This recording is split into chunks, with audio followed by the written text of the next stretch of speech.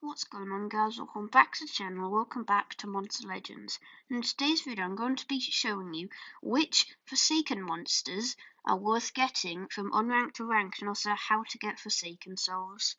So I'll start off with how to get Forsaken Souls. And the number one way, and I think the only way, is the Legends Pass. So you get Forsaken Souls as you get more points.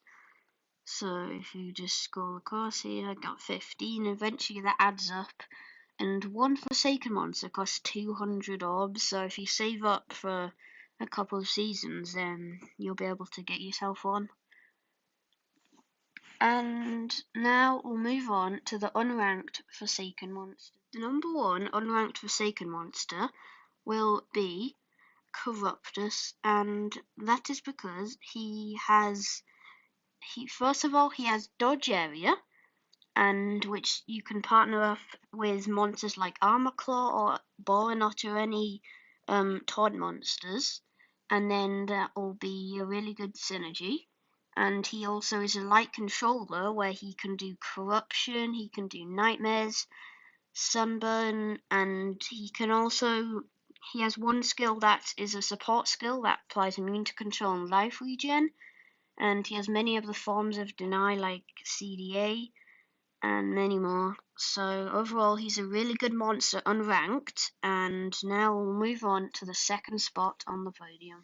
My second recommendation for unranked Forsaken monsters will be Santarion, and that is just because of his Mega Taunt, which you can also, if you have War Master Elvira as the best unranked War Master, you can feed him to level 4, and then that is a really good combo. And then Megaton, he can support, like healing himself, give many negative effects to the enemy team and many positive effects to your team. And overall, the main thing is just that Megaton. It means that the enemy, you can just put life runes and the enemy has to remove it, or they just have to kill it, which can be hard if they have a lot of life. So now move on to my last recommendation for Forsaken monsters. My last recommendation for unranked Forsaken monsters will be Nazio, and that's because she is a really good support and a denier unranked, because she gives lots of 3-turn death countdowns. She has anticipation at a higher rank, but we'll not get into that yet. She can buff allies by giving them lots of remove negative effects and stamina regen and lots more.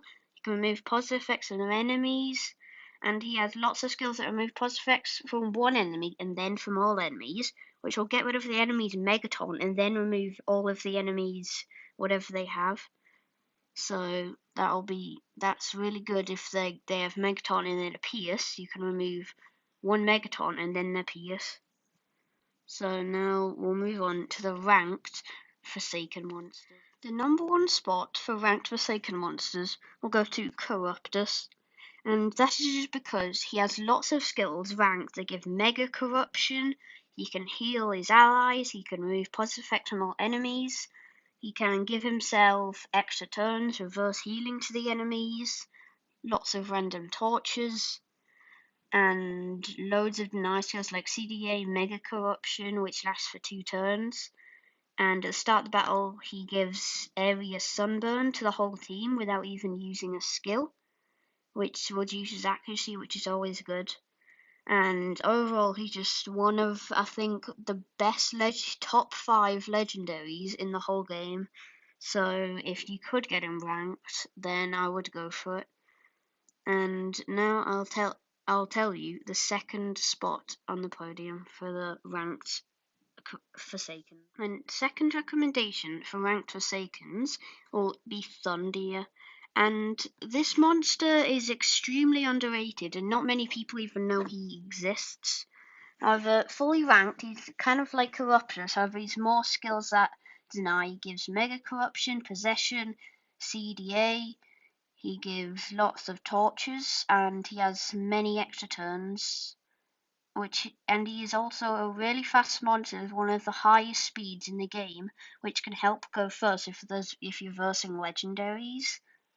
So and he has a really good trait, which I'll show you right now, as I can't remember, but it is extremely good.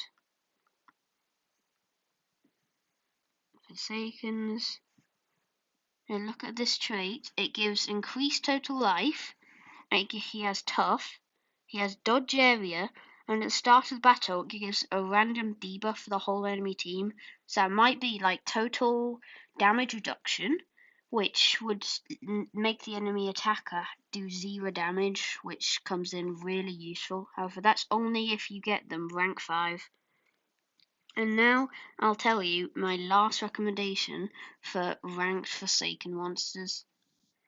My last recommendation for ranked Forsaken monsters, I'll split up into joint third place, because there are two ones which are equally good and they are both in the same area. So one of them is Nazio, who has anticipation, as I told you, fully ranked. He fully ranked has lots of skills similar to his unranked skill set, but just upgraded. He can remove positive effects from one enemy and then from all enemies. And then he can give daze, stamina regen to your whole team, remove negative effects. He has lots of support skills overall, and he can also has many skills that can revive unranked and ranked that I forgot to mention. So he can revive with fully ranked. He can revive with like double damage, extra turn. Unranked, you can revive with just 50% life and evasion for your whole team. So it's really good support, and he can revive himself. So let's say your whole team gets eliminated, but then he revives with Uriel Essence. If you have the Diamond Relic, then he can just revive his whole team, and then you can potentially turn around the battle.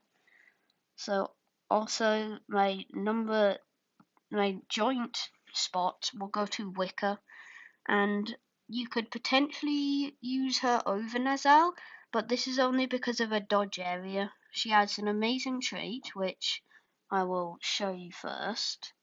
Go to books, Forsaken Monsters, where is she? She is there. She has dodge area unranked, which if you're looking for Forsaken dodge area monster, she would be your one after Corruptus. Gives an area poison immunity. She gives tough. She has true vision, which makes it she'll never miss. And the reason I think you could use her over Nazal is because she has many skills that give double damage. She can trait disable. She can remove positive effects, and many others like triple damage.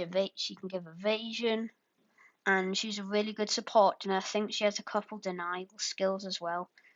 So now, with that said, I hope you guys enjoyed the video, and as always, remember to like and subscribe, turn that notification bell so you don't miss any future uploads, and I'll see you in the next video. Goodbye.